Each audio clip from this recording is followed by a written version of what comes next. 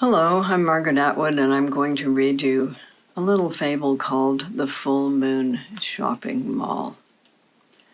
Once upon a time, a long, long time ago, say 2 or 3 weeks as the news flies, in the vast but horizontal city of Toronto, there was a mother who loved to shop in shopping malls.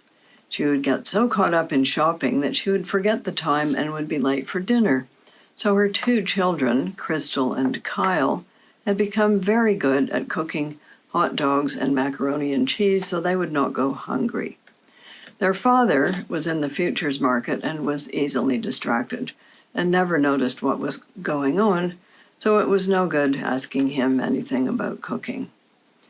One day, the mother wandered into a shopping mall she had never seen before. It was called the Full Moon Shopping Mall. You will not be very surprised when I tell you that it was, in fact, the night of the full moon.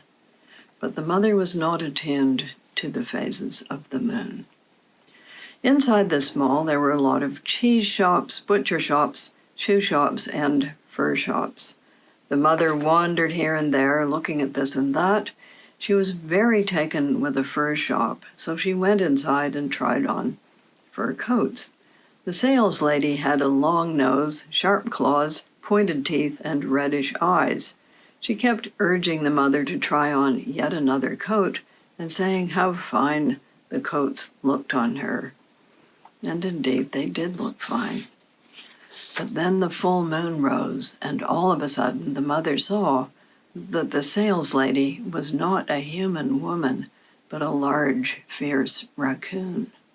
With a scream, she ran for the door, but the raccoon was there before her and turned the key in the lock.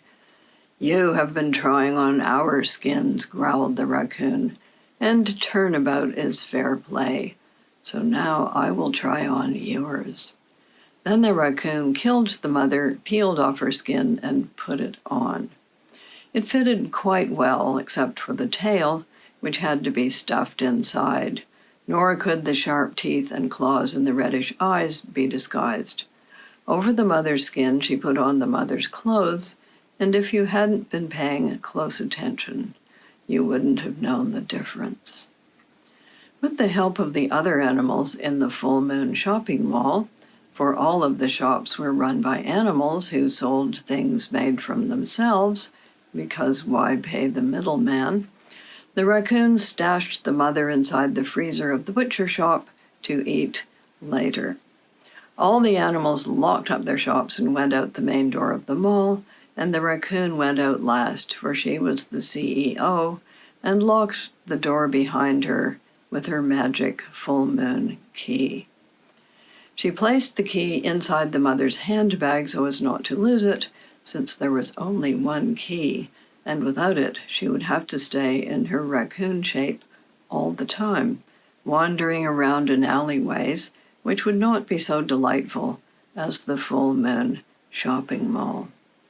Then she found the mother's address and house keys and car keys inside the purse and got into the mother's car in the parking lot and drove to the mother's house, being careful not to run over any of her fellow raccoons along the way.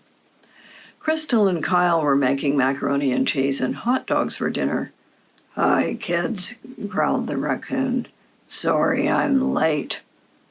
"What's wrong with your voice?" said Kyle. "Where'd you get that manicure?" "Cool," said Crystal. The family sat down to dinner.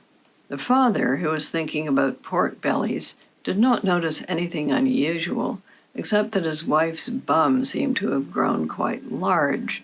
This was because of the tail, but Crystal and Kyle found it peculiar when the mother took her hot dog over to the sink and washed it, and then stuck her head down into the macaroni dish to lick it clean.